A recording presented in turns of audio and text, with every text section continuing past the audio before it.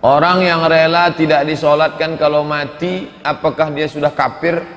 Orang yang mengangkat pemimpin kafir itu kafir, walaupun dia tidak mengeluarkan statement. Walaupun dia tak mengeluarkan statement, jangan solatkan saya. Dia tak disolatkan itu kan karena dia dianggap gugur 4 fardu kifayah. Tidak dikafankan, tidak dimandikan, tidak dikafankan, tidak disolatkan, tidak dimakamkan di pemakaman kaum muslimin. Jadi solusinya bagaimana? Dia mesti taubat, taubat nasuha. Pokoknya tak ada hancur di bawah hancur. Di dunia hancur, karir hancur, orang tak percaya, umat tak percaya, di akhirat neraka jahanam tempat dia. Satu-satunya jalan taubat. Mudah-mudahan taubat dia. Taubat nasuha. Kalau tidak, na'udzubillah. Ana akwat, mohon doanya Ustaz, semoga Allah melembutkan hati orang tua saya untuk mengizinkan saya mondok menghafal Quran. Saya sudah minta izin mengirim video keberkahan bagi diri orang tua yang anaknya hafal Quran, tapi beliau tetap tidak mengizinkan. Beliau berpendapat Al-Quran tak perlu dihafal. La ilaha illallah, la haula wala quwata illa billah. Berapa banyak jamaah yang meneteskan air mata karena anak lari dari pesantren. Orang tua saya termasuk yang tak bertuah, kata orang Melayu, karena saya tak tamat pesantren. Cuman setahun saya di pesantren. Saya termasuk yang lari dari pesantren. Mungkin dulu kalau saya tamat pesantren jadi ustadz saya. Ustadz hebat maksudnya. Ini ada anak mau masuk pesantren, mau menghafal Quran, malah dia pula mengatakan Quran tak perlu dihafal. Diamalkan saja cukup. Mudah-mudahan Allah melembutkan hatinya. Iktibar pelajaran bagi bapak ibu sekalian, iktibar pelajaran bagi anak-anak muda sekalian, yang kalian punya dapat orang tua mengizinkan kalian ngaji, memberi kalian motivasi untuk sekolah agama. Nih masih ada di zaman sekarang nih orang tua yang melarang anak. Nanti di akhir majelis kita mohon kepada Allah subhanahu wa ta'ala, insyaallah. Anak yang hafal Al-Quran nanti dia bangkit di padang mahsyar. Al-mahiru bil Quran, yang mahir baca Quran, ma'as safaratil kiramil bararah, dia akan bangkit bersama para malaikat. Anak yang hafal Quran, soleh, bisa dia memberikan syafaat pertolongan.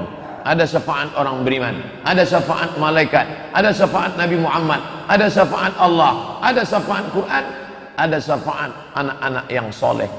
Ada pula orang yang hafal Quran, meninggal orang tuanya, setiap hari dia ulang hafalannya 2 juz, mengalir pahala bacaannya. Beruntung bertuah bapak ibu yang anaknya hafal Quran, anak itu mengulang hafalannya 1 hari 2 juz, maka mengalir bacaannya. Adapun anak yang tak pandai baca Quran, tak pandai mengaji, maka Al-Fatihah pun tak terkirimkannya. Bayangkan itu. Ini orang tua membuang tuah. Ini orang tua yang membuang tuah. Anak yang mau menghafal Quran malah dilarang. Bahwa alasannya karena perempuan, pondok pesantrennya aman, Ish Karimah. Itu sahabat kita yang di Solo. Sudah banyak anak-anak kita yang hafal Quran di Ish Karimah Solo, maka kirimkan ke Solo, negerinya aman, perjalanan sekarang pula aman, antarkan dia ke sana, dudukkan dia. Nggak salah rindu kepada anak, mati tak membawa anak, amal soleh itu yang akan dibawa. Justru kita bangga dengan dia bisa sekolah hafal Quran. Saya adik-beradik kandung tak banyak. Saya anak pertama, adik saya anak kedua. Kami cuma berdua. Orang tua saya melepas saya kuliah 4 tahun di Mesir, 2 tahun di Maroko. 4 tahun di Mesir tak pernah saya pulang. Bukan saya 10 orang, 10 pergilah mat, oh matilah, bukan begitu. Kami berdua. Apakah boleh tidur sambil megang Quran? Karena kebiasaan saya kalau tidur megang Quran, kalau tak megang Quran saya tak bisa tidur. Kok baca Quran itu ada adabnya. Adab baca Quran, buka adab hamalatul Quran. Berwudu, duduk menghadap kiblat dengan Quran. Tapi kalau ada orang yang menghafal, capek dia, miring dia ke kanan, miring sunnah Nabi, dipegangnya Quran, itu boleh menghafal Quran. Tapi adab-adab tetap dijaga. Yang pula mengangkang telungkup, macam megang novel ketika cinta bertasbih. Mana adab kita? adab kepada kalam Allah Subhanahu wa taala. Ada saat-saat tertentu orang yang menghafal Quran capek duduk sampai 2 jam 3 jam, miring dia ke kanan, tetap adabnya adab miring seperti dipegangnya Quran. Itu boleh, bisa. Mengambil ini mesti dari bawah, nanti kalau tidak masuk surat tilang. Apa hukum mengambil keuntungan lebih dari 400%? Fatwa Syekh Atiyah Saqar, ulama besar Al-Azhar, dalam kitab Fatawa Al-Azhar, penjual boleh mengambil untung berapa persen terserah, tidak ada ketentuan. Lebih dari 100% riba, tidak ada, selama tak ada unsur tipu di dalamnya. Bapak pergi ke Jogja beli kaligrafi kulit, di sana cuma 15.000, Bapak jual di sini 1.500.000, berapa persen itu? 1000%. Sah selama tak ada tipu. Cantik kaligrafinya Pak? Iya. Boleh saya beli Pak? Boleh. Berapa harganya? 1,5 juta. Saya beli ya? Belilah Bapak. Ya, tapi kalau dia tipu-tipu, ini kalau ente beli, insya Allah rezeki akan berdatangan, menolak bala, hantu-hantu takut karena ini dari Jogja nih, Nyi Roro Kidul aja pingsan gara-gara ini. Itu bohong itu.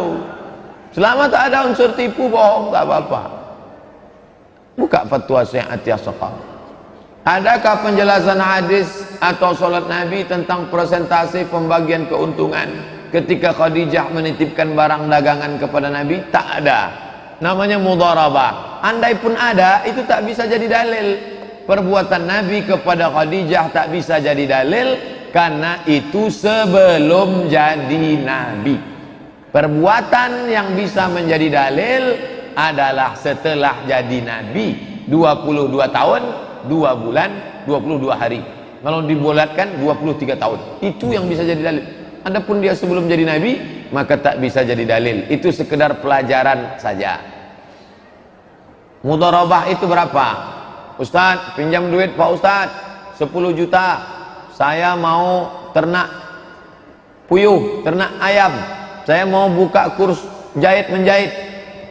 Nanti kita bagi untung sama, kalau rugi tanggung sama. Berapa pembagiannya? 50-50. Sah. 70-30. Sah. 20-80. Sah. Kalau gitu 10-90. Sedikit betul lah itu. Jadi innamal bai'u an taradin, sama-sama ridha. Lanjutkan, silakan. Tak ada batasan.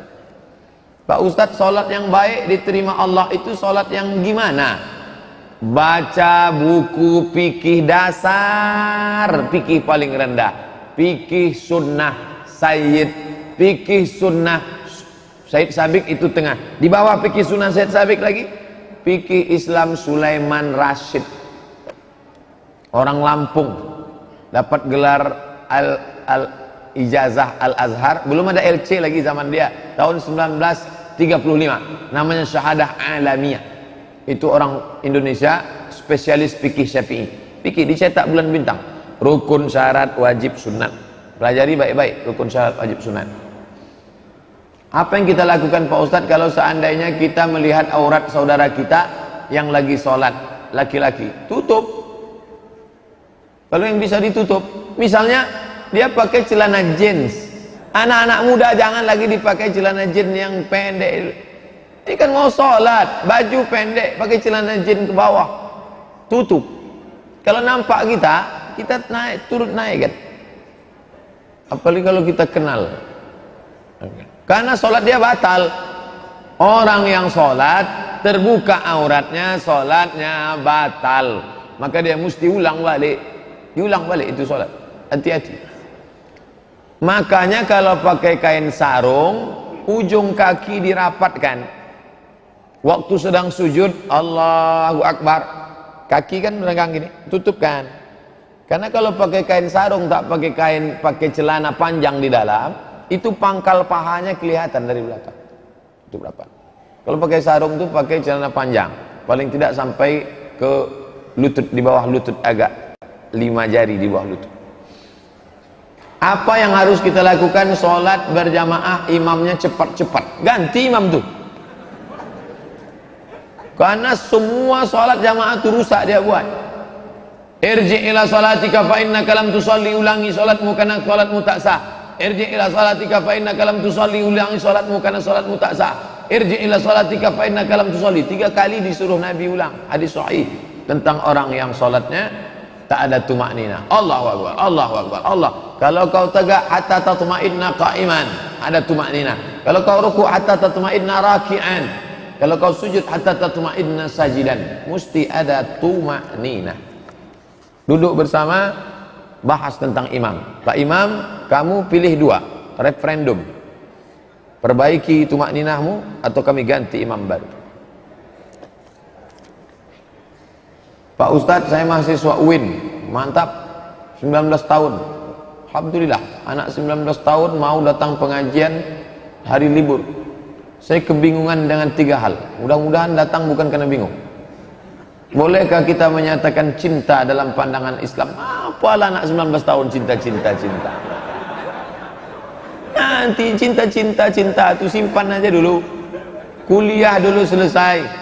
S1, S2, S3 berhasil kalian. Itu nanti sudah mau menikah baru.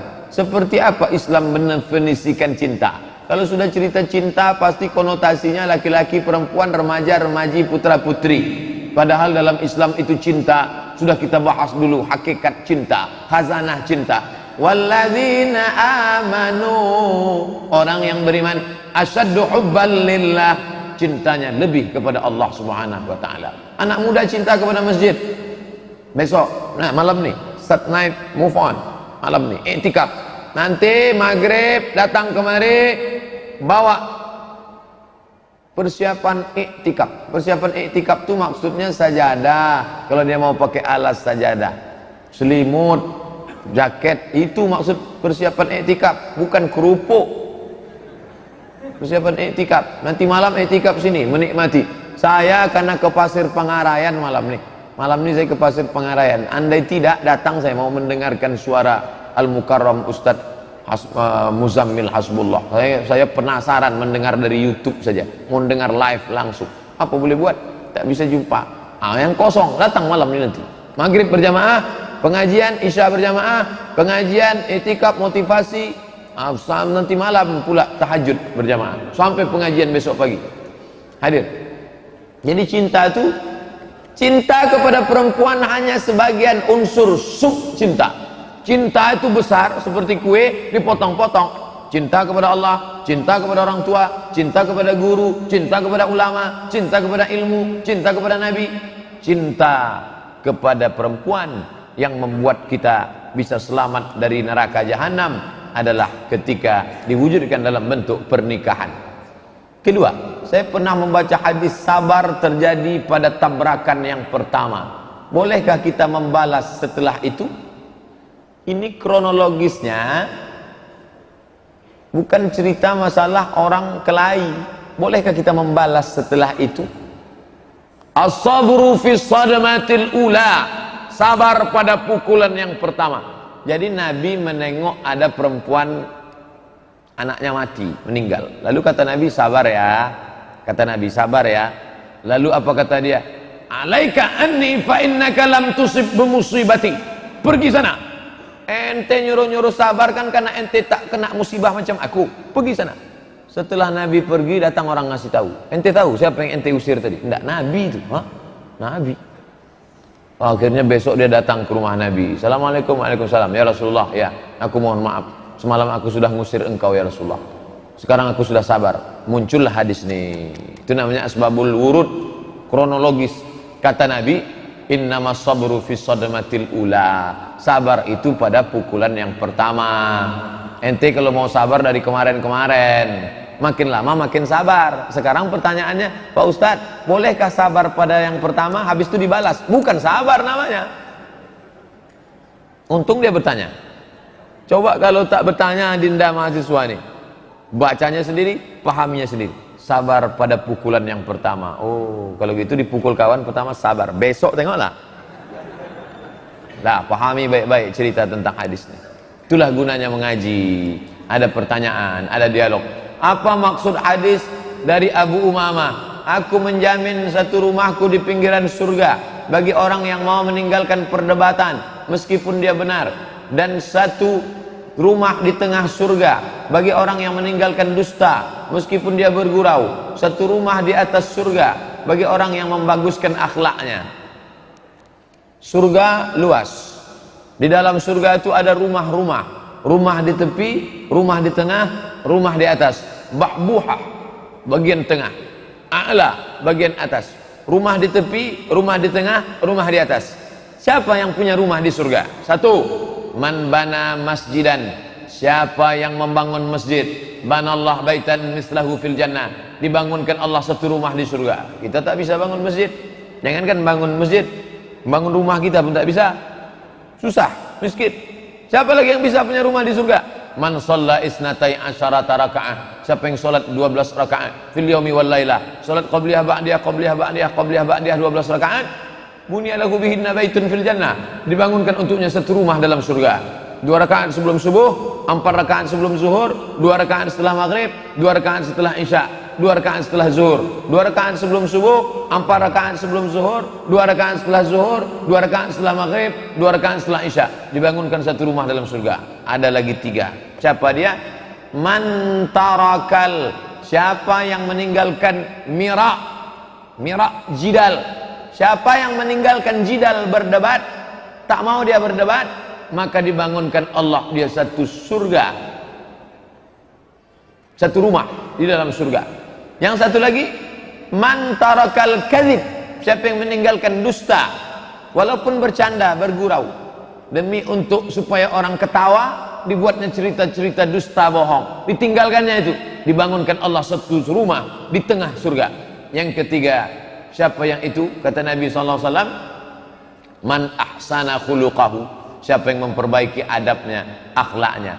Yang meninggalkan debat, rumah di pinggir surga. Yang meninggalkan dusta, rumah di tengah surga. Yang memperbaiki akhlaknya, rumah di atas tinggi surga. Kalau gitu saya biarlah tak punya rumah Pak Ustadz, asal masuk surga. Bukan begitu memahami hadis ini. Kita selalu disuruh wa fi dzalika falyatanafasil mutanafisun, hendaklah kalian persaingan dalam merebut. Kalau gitu kita tak boleh debat Pak Ustadz, debat antara benar dan paling benar, tinggalkan debat. Tapi untuk orang-orang yang sombong, yang angkuh, mesti kita debat, karena Quran menyuruh debat. Wajadilhum, debat mereka billatihi ahsan, dengan cara yang baik. Kalau begitu Zakir Naik tak dapat rumah di surga? Dapat. Kenapa? Karena dia menegakkan hujah untuk mendebat orang-orang batil. Orang batil mesti didebat supaya dia tahu bahwa dia batil. Aku khawatir kalau orang benar itu diam, sehingga orang yang salah itu tak tahu bahwa dia salah. Begitu kata Sayyidina Ali radhiyallahu anhu. Apa itu khawarij? Khawarij artinya keluar, diambil dari kata kharaja, keluar. Ini kelompok Sayyidina Ali, ini kelompok Sayyidina Muawiyah. Kelompok Ali, kelompok Muawiyah. Keluar khawarij. Kata khawarij, kafir semua nih. Ali kafir, Muawiyah kafir, Ammar bin As kafir. Tiga-tiga ini mesti dibunuh. Maka diutuslah orang untuk membunuh 3 sahabat ini. Salah satunya yang berhasil membunuh namanya Abdurrahman ibnu Muljam, ditikamnya Sayyidina Ali waktu salat subuh, meninggal Sayyidina Ali. Khawarij, orang yang keluar dari imam, maka yang keluar dari imam itu adalah khawarij. Qadariyah Pak Ustadz, Qadariyah adalah orang yang mengingkari takdir. Kata dia tak ada takdir.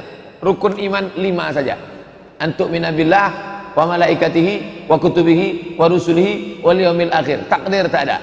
Maka disebut dia dengan qadar, karena dia memusuhi takdir. Qadariyah. Mu'tazilah Pak Ustaz, Mu'tazilah adalah Wasil bin Atha. Dia murid Imam Hasan Al-Basri. Nabi punya murid namanya Anas bin Malik. Anas bin Malik punya murid namanya Al-Hasan Al-Basri. Al-Hasan Al-Basri punya murid namanya Wasil bin Atha. Suatu ketika Wasil bin Atha bertanya tentang pelaku dosa besar.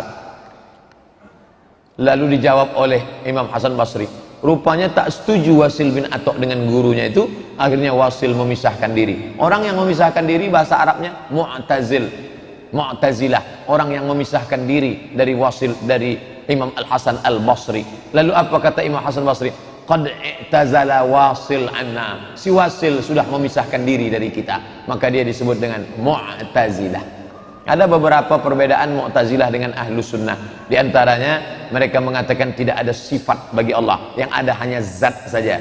Kemudian pula mereka ini sama dengan Qadariyah dalam masalah tak menerima takdir dan beberapa perbedaan lainnya. Sedangkan kita adalah Ahlus Sunnah wal Jamaah. Khawarij, Qadariyah, Mu'tazilah sudah keluar dari Ahlus Sunnah wal Jamaah.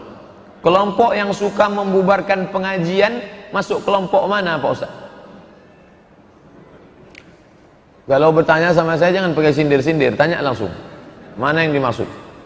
Apakah yang ditanyanya Salafi? Apakah yang ditanyanya Banser? Banser itu adalah sub daripada NU. NU itu di dalamnya ada namanya Fatayat. Untuk yang gadis-gadis, pelajar-pelajar. Untuk yang ibu-ibunya Muslimat, Fatayat NU, Muslimat NU. Ada namanya LBM, Lembaga Bahsul Masail, khusus untuk mengkaji hukum-hukum fikih. Ada namanya Banser. Banser Ansor, itu dulu baik. Cuman setelah disusupi oleh liberal, makanya anak-anak NU yang selalu saya nanya ke saya, Ustadz, kami ini NU, ente NU, ya, ikuti fatwa 3 ulama NU. Ustadz Kiai Haji Idrus Ramli, Buya Yahya, Kiai Haji Gus Solah masuk.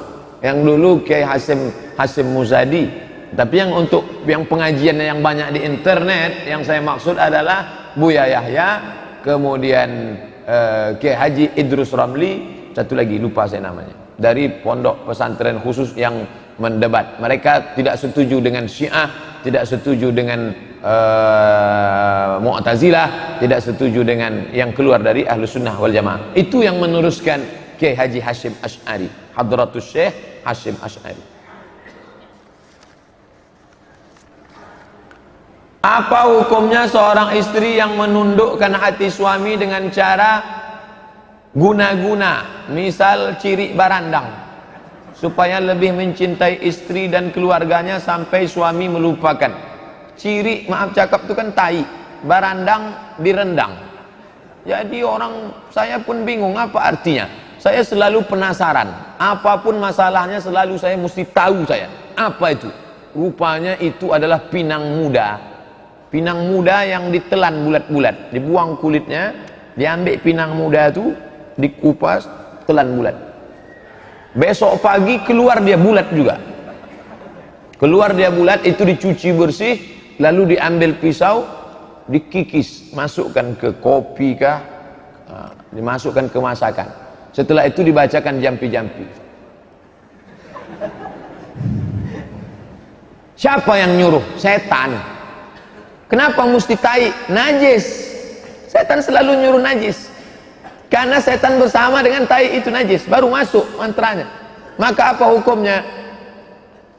Sudah kita kaji, ada videonya, cari 7 dosa besar. Ijtanibu jauhilah as-sab'a, 7 al-mubiqat yang akan menghancurkan imanmu, amalmu. Yang pertama, asyirku, syirik, minta kepada setan. Yang kedua, as-sihru, sihir, magic. Yang pernah melakukan, stop, berhenti. Patutlah suaminya patuh betul Pak Ustaz. Iyalah, dikasihnya pinang muda yang dikikis tadi. Jadi Pak Ustaz, boleh saya buat? Jangan, itu saya ceritakan supaya orang jangan melakukan. Seorang suami berimpak di kotak masjid, apakah pahala tersebut istrinya juga mendapatkannya? Karena istrinya jarang ke masjid, mempunyai anak bayi. Perbuatan yang dilakukan oleh perempuan, husnu taba'ulil mar'ati li zawjiha, perempuan yang berbakti, berbuat baik untuk rumah tangganya, ta'dilu, sama macam perbuatan laki-laki. Hadis sahih Al-Bukhari. Ta'dilu, sama, equivalent, sama. Ibu buat saja baik-baik, Allah tak tidur, la ta'khudhuhu sinatun wala naum, maka perbuatan baik ibu di rumah itu sama macam perbuatan suami. Perempuan dapat pahala jihad, perempuan dapat pahala solat berjamaah, dia jaga dengan baik. Bahkan perempuan itu lebih hebat lagi dari laki-laki. Surga di bawah tapak kakinya. Kunci surga ada pada perempuan. Ilzam rijlaiha fasammal jannah. Kau urus saja tapak kakinya, kau dapati surga di sana, kata Nabi SAW. Jangan khawatir, jangan takut jadi perempuan.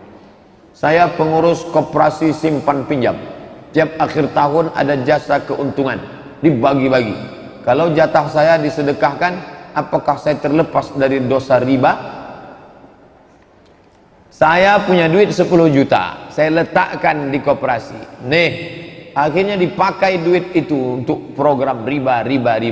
Maka saya sudah berkontribusi riba. Bapak yang punya duit untuk kelompok riba nih, balik dari sini cabut. Mohon maaf, duitku mesti ku cabut ini. Kalau bisa yang lain sampaikan. Kalau tak bisa memperbaiki semua diri sendiri, cabut. Lalu Pak Ustadz, saya tak bisa simpan duit ini di rumah. Simpan di bank syariah, bank menuju syariah, bank syariah Riau Kepri, bank syariah Muamalat, bank syariah. Pokoknya letakkan ke bank syariah yang sudah dapat fatwa DSN, Dewan Syariah Nasional, untuk menghidupkan perekonomian umat. Setelah konversi dua bank daerah menjadi bank syariah, melejit aset bank syariah kita. Pertama, bank syariah Aceh. Yang kedua, bank syariah NTB. Lalu bapak yang selama ini duitnya tak dimakan, hasil itu tak dimakan, disedekahkan, duitnya jangan dimakan, diserahkan ke masalih ammah. Masalih ammah, kepentingan umum. Bangun MDA, panti jompo, anak yatim, fakir miskin, masjid, serahkan. Niatnya bukan niat sedekah, mengembalikan uang umat kepada umat, bukan niat sedekah. Karena tak boleh bersedekah dengan duit haram. Saya dengar dari salah satu radio, berwuduk boleh tanpa pakaian. Apa betul Ustaz? Kalau boleh, apa dalilnya? Kalau tak boleh, apa dalilnya? Tidak ada rukun syarat wajib mesti pakai pakaian. Kalau Ustaz sendiri, saya pakai anduk. Saya berwuduk pakai anduk, menutup aurat. Ada adab-adab kita, adab kamar mandi, adab tempat tidur, adab. Makanya tadi kita kaji kitab Al-Adab Al-Mufrad. Kalau cerita masalah adab, tutup aurat. Tapi kalau cerita masalah sah tak sah, sah. Apa dalilnya? Kata orang Yahudi, Musa tak mau mandi sama kita karena dia kena hernia. Maaf cakap, buah pelirnya besar. Bahasa Melayunya apa tuh? Bui. Musa tak mau mandi telanjang sama kita karena dia kena hernia, kata orang Yahudi. Musa kalau mandi di balik batu, ada batu besar, mandi Musa di situ. Sementara orang Yahudi mandi di sini ramai-ramai. Yahudi ini suka mandi telanjang. Musa mandi di balik batu. Tiap hari mereka aja, Musa, ente tak mau mandi sama kami karena ente kena hernia kan? Suatu hari Allah mau menunjukkan, digeser Allah waktu Musa sedang mandi, sedang menunduk, digeser Allah batu itu, bergeser, mereka tengok Musa. Ternyata Musa tak kena hernia. Apa dalil dari situ? Bahwa Musa di balik batu itu telanjang. Dia hanya tidak mau ditengok orang. Ketika orang tak ada, dia tetap. Itu dalil orang yang mengatakan boleh mandi telanjang, tapi tak beradab. Kalau cerita sah tak sah, sah, tapi dia tak beradab. Bedakan antara fikih dengan adab. Fikih itu mengatur sah, makruh, wajib, rukun, syarat, wajib, sunat, sah tak sah. Tapi kalau sudah cerita adab, tata krama kepada Allah Subhanahu wa taala, cerita masalah akhlak, pakai basahan. Walaupun tak ada orang menengok. Apa niatnya kalau kita sholat subuh Jumat? Karena kita kan sujud tilawah, tak berubah niatnya. Usolli sunnatal, usolli fardhu subhi rakaataini, pakai sujud tilawah lillahi taala. Enggak. Karena niat itu sudah ada di dalam niat imam. Bahkan kita tak tahu imam itu nanti sujud atau tidak. Tapi niat imam sudah mengcover semuanya, bahwa niat imam, dan niat itu tak mesti dilafazkan di mulut, dalam hati sudah niat. Ma'allun niat al-qalbu. Kalau ada orang yang melafazkan niat, baik. Mazhab Syafi'i mengatakan mustahab. Begitu dalam fikih Islam 4 mazhab, melafazkan niat untuk menghilangkan was-was. Niat imam sudah mencukupi. Tanpa solat witir sahkah solat tahajud? Solat tahajud sah. Solat itu dibuka dengan Takbir ditutup dengan salam, sah, tapi tidak sempurna. Salat tahajud saja dia, tiba-tiba azan subuh, sah, tapi paling bagusnya pakai witir. Witir 2 sebelum tidur malam atau setelah tahajud. Makanya dia tidak menjadi penutup, tapi yang paling bagus tahajud tutup dengan witir. Tapi kalau dia tahajud saja sah, atau witirnya duluan bagus, tak salah. Ketika kita sampai di masjid, muazin sedang azan, bolehkah kita langsung sholat sunat atau menunggu azan? Tunggu azan selesai. Kenapa azan ditunggu? Karena kata Nabi, siapa yang menyambut seruan azan, diucapkannya macam yang dicakapkan si muazin, kecuali hayya 'alas shalah, hayya 'alal falah, dijawabnya la haula wala quwata illa billah, ditutupnya dengan doa wasilah, Allahumma rabb hadhihi da'wati tammati wa salatil qa'imah ati sayyidina Muhammadan al-wasilatal fadilah wasyaraf wa darajatal 'aliyatar rafi'ah wa ba'athallahumma maqam mahmudan alladhi wa'atah innaka la tughliful mi'ad. Maka dia dapat balasan, halat lahu syafaati, layaklah dia mendapatkan syafaatku nanti hari kiamat. Saya tetap menunggu karena saya ingin dapat syafaat. Adakah umat Nasrani mendoakan sesamanya seperti umat Islam yang mendoakan untuk sesamanya? Saya tak pula paham agama dia. Saya diundang ceramah di sini aja, belum pernah ke depan lagi. Tapi yang jelas mereka mendoakan. Dari mana Ustaz tahu mereka mendoakan? Saya selalu juga dengar di radio. Kadang kita tak niat terputar dengar radio. Mereka mendoakan. Bahkan langsung di TV. Saudara, domba-domba Allah yang tersesat, angkat tanganmu ke TV semua. Angkat. Diangkatnya ke TV. Mereka saling mendoakan. Bahkan mereka luar biasa. Tidak hanya saling mendoakan. Bapak kalau masuk ke perkampungan suku Talang, tepi sungai Batang Gangsal, kiri kanan, mana kampung, tengok nanti. Jangan tanya agamanya, masuk saja. Kalau jalannya semenisasi, ada air bersih, banyak rumah beton, itu pasti rumah. Itu cirinya. Semenisasi, ada air bersih, ada rumah beton, itu punya dia itu. Mana yang jalan tanah, airnya kotor, rumahnya buruk, itu orang Islam tuh. Saking kan pedulinya mereka. Apakah sholat batal kalau apa hukum anak kecil yang berjalan di depan orang sholat berjamaah? Syekh Ibnu Utsaimin dalam fatwanya tidak menganjurkan membawa anak kecil yang belum mumayyiz. Mumayyiz sudah bisa dikasih tahu, 4 tahun ke atas sudah bisa kasih tahu. Nah, nanti kalau di masjid itu bisa. Tapi kalau 4 ke bawah kita gini kan, dia pula mengginikan kita. Tak kasih tahu. Kita sedang sholat. Waktu di awal dia diam. Pas kita sedang sholat dia pun lari sana, lari sini, lari sana, lari sini. Kacamata bapak sebelah ini di sini. Dia sholat, gitu dia. Nah, oleh sebab itu kata Syekh Ibnu Utsaimin, di bawah 4 tahun yang belum mumayyiz, sobi, mumayyiz, akil baligh. 3 pembagian. Sobi yang belum bisa membedakan, mumayyiz sudah bisa membedakan, tapi belum akil baligh. Akil baligh 3 aja Pak Ustaz ya. Di atas akil baligh, akil mukhtar.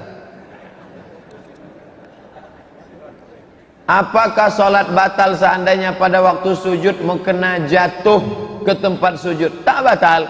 Allahu Akbar. Ujung mukena sam. Tak kenapa pula mau dia berputar? Tak dia embus kipas angin, berputar. Sujud kening tidak ke atas lantai, tapi ke atas mukena, sah. Mana dalil Ustaz? Ada sahabat Nabi sholat, panas terik di atas pasir, ujung jubahnya ditutupkannya ke atas pasir, sujud dia ke atas ujung jubah, sah.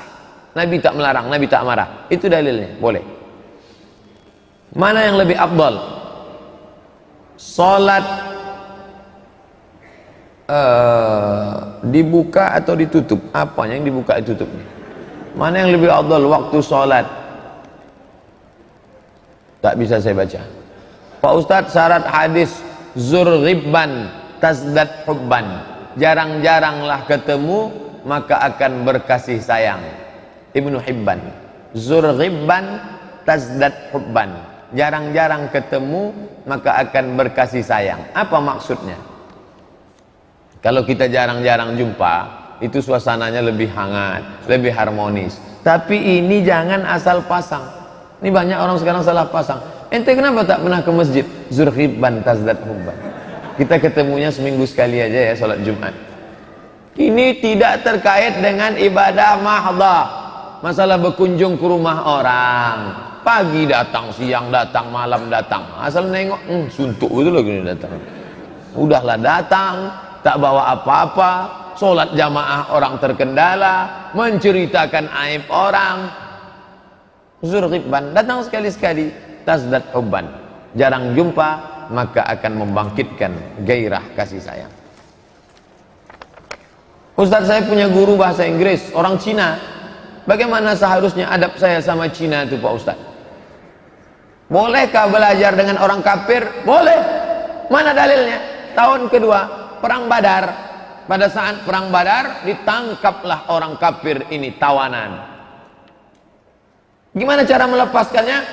Siapa kalian bisa mengajar 10 anak orang Islam tulis baca? Bebas. Yang pertama kali mengentaskan buta huruf di dunia ini Nabi Muhammad SAW. Kontradiktif cakap Ustaz. Nabi mengentaskan buta huruf, dia sendiri tak bisa tulis baca. Nabi tak bisa tulis baca sebagai mukjizat. Karena kalau dia bisa tulis baca, nanti Quran dituduh orang di copy paste dari kitab perjanjian lama, perjanjian baru, Zabur, Taurat, Injil dari Yunani, dari Romawi. Mukjizat Nabi, tak bisa tulis baca, tapi maklumat lebih lengkap dalam Quran. Tentang Isa, tentang emaknya, tentang datuknya, tentang neneknya, ada dalam Quran. Malah tak ada dalam Markus, Matius, Lukas, Yohanes, dan 14 surat Paulus. Jadi boleh belajar, tapi tentu dengan menjaga adab-adab. Kalau guru tadi laki-laki, pakai jilbab panjang, hijab. Kalau guru tadi perempuan, kasih tahu dia, Bu, ibu nanti kalau datang supaya pakai baju kurung ya Bu. Ibu pakai kerudung, tutup. Makanya di Malaysia kalau mau masuk Masjid Putrajaya, untuk bule-bule, turis-turis harus pakai jubah panjang. Jangan dia masuk ke masjid kita seenaknya saja, tidak menutup aurat. Jaga. Hanya mengambil ilmunya saja. Tapi kalau sudah nampak gaya-gaya dia ingin mengajarkan, tapi seherannya saya, kenapa mesti dia dipakai? Orang Islam tak ada lagi. Tak ada orang Islam di Pekanbaru ini yang pandai bahasa Inggris. Kecuali mati semua guru bahasa Inggris. Apakah dia? Ustadz, bukannya perempuan dilarang jadi pemimpin? Katanya pastinya akan mendapat musibah. Contohnya wali kota Surabaya, pemimpinnya perempuan. Kok malah sejahtera? Mohon penjelasannya Pak Ustadz. Dulu saya diminta presentasi masalah pemimpin perempuan. PowerPoint-nya masih ada. Ketika heboh-hebohnya Pekanbaru akan mengangkat wali kota perempuan. Maka kesimpulannya, ini dalilnya, ini dalilnya, ini dalilnya, ini dalilnya. Yang tidak boleh itu adalah pemimpin imamatun uzma, khalifah. Andai nanti muncul big state, pemerintahan Islam, tidak boleh khalifahnya perempuan.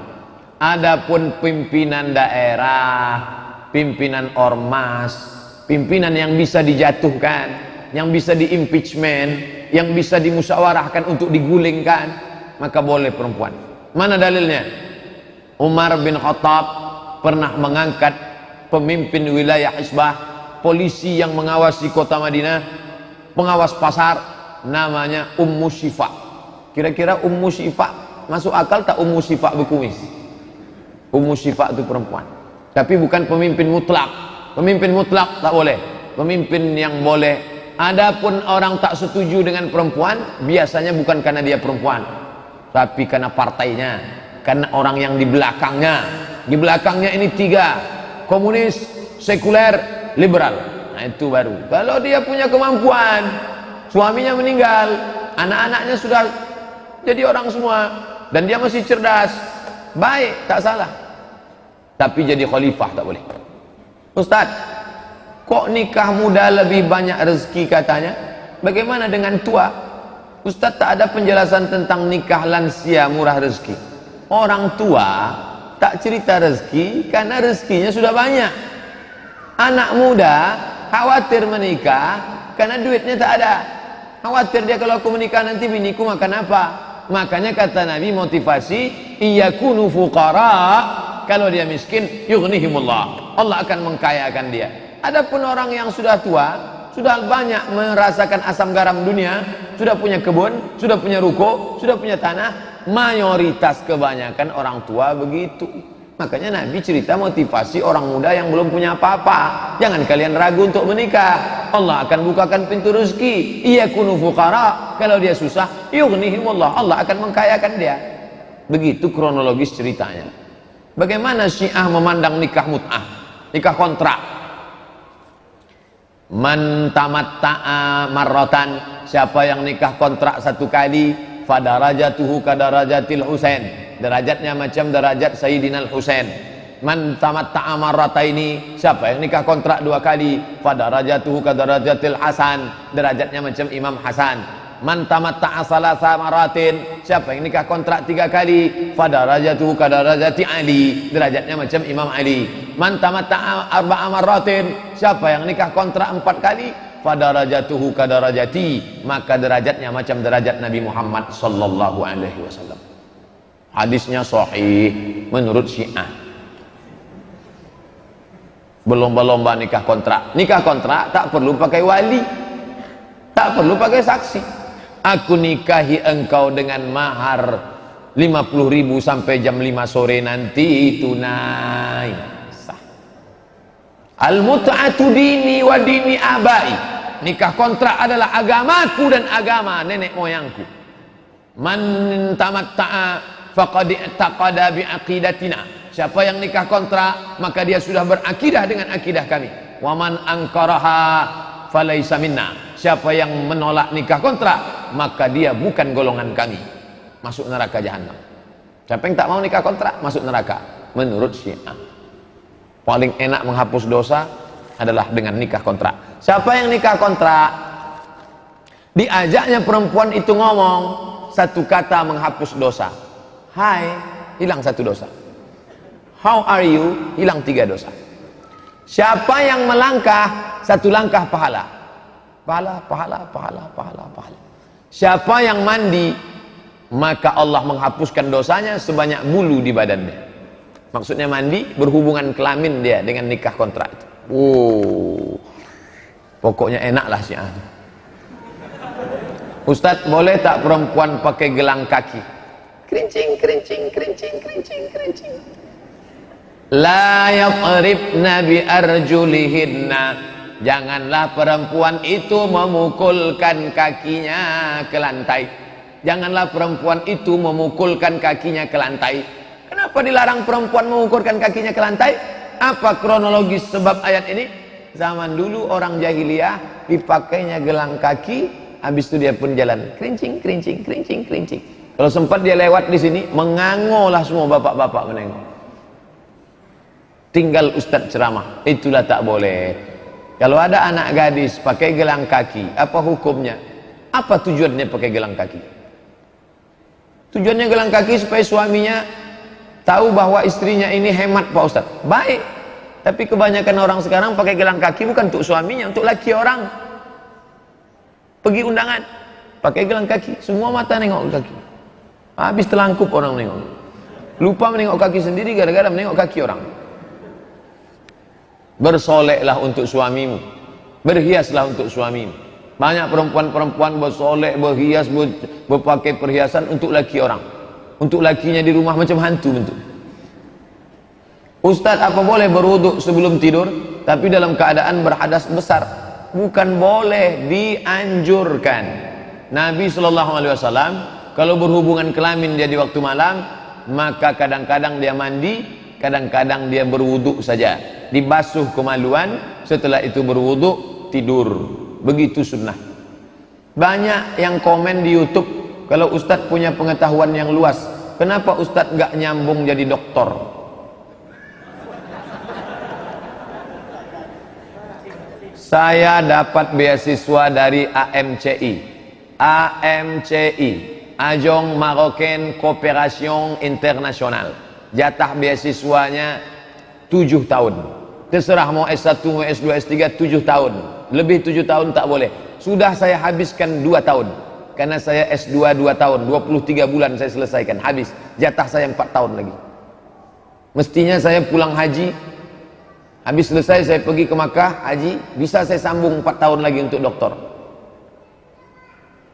Lalu kenapa Ustaz balik? Kata mak saya, tak ada gunanya kau balik doktor kalau aku almarhum. Balik saya. Sudah balik tak sempat lagi. Sudah mau mendaftar, Ustaz bisa Isra Mi'raj? Bisa Maulid Nabi? Macam mana mau nulis doktor menjawabnya? Oh, jadi Ustaz nyalahkan kami ini? Enggak. Doakan aja lah. Nanti dapat doktor honoris causa 1000 jam di YouTube, katanya ada hadiah doktor. Bolehkah menggunakan obat-obat? Laki-laki pakai obat kuat. Orang yang biasanya pakai obat kuat karena dia tak kuat. Laki-laki yang lemah syahwat, nama penyakitnya inin. Dalam kitab fikih tengok inin. Orang yang kena penyakit ini dianjurkan berobat setahun. Laki-laki yang setahun berobat tak sembuh, istrinya boleh menggugat ke pengadilan. Namanya uyub musyawwahah dalam kitab fikih. Jadi Pak Ustadz boleh? Boleh. Dia udah 3 tahun, gugatlah pengadilan. Tapi kemudian dimakannya lah pil obat kuat, Viagra. Setelah itu jantungnya pun meletup, pus mati.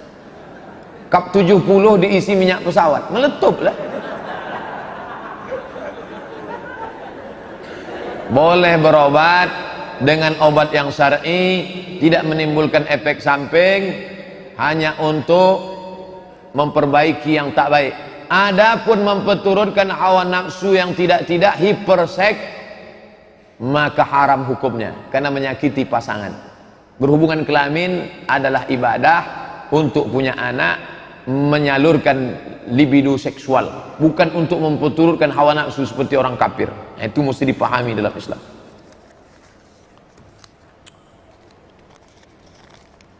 Apa dalil khitan dalam Al-Quran? Sebutkan dalil khitan. Awwalu man ikhtatana, yang pertama kali berkhitan Ibrahim alaihissalam, wa umruhu samanun, umurnya 80 tahun, bil qudum. Datang orang dibukanya kamus, kudum kampak. Nabi Ibrahim berkhitan 80 tahun pakai kampak. Akhirnya Cina-Cina yang di bawah mendengar takut, lari mereka, hanya pakai kampak lah. Padahal coba tengok syarah Sahih Muslim. Apa kata Imam Nawawi dalam kitab Al-Minhaj syarah Sahih Muslim Ibn Al-Hajjaj? Bil qudum. Nabi Ibrahim berkhitan umurnya 80 tahun di sebuah kampung bernama Kudum. Nama kampung itu Kampak. Di Riau ini ada, di Sumatera ini ada kampung Kampak, ada jalan ke Medan Cikampak. Dia nanya pakai Quran. Kata dia, kalau tak ada Quran, kalau ente pakai Quran saudaraku, tak usah sholat subuh, karena tak ada sholat subuh dalam Quran. Ada tak? Ya ayyuhallazina amanu shollu sholatas subhi raka'ataini adaan ma'muman lillahi ta'ala. Mana ada?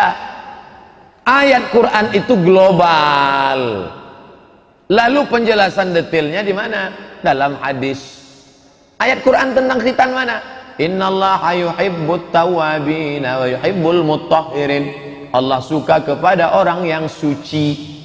Di antara suci adalah khitan.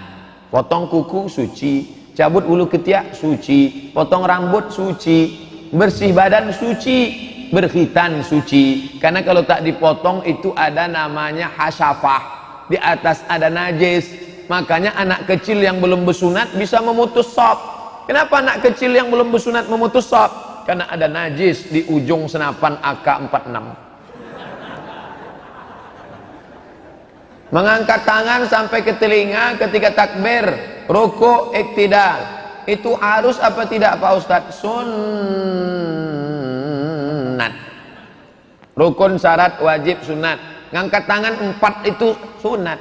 Allahu Akbar, Allahu Akbar, Sami Allahu liman hamidah. Nanti pas mau sujud, mau bangkit dari sujud, tasyahud awal, Allahu Akbar, sedaun telinga. Allahu Akbar. 1.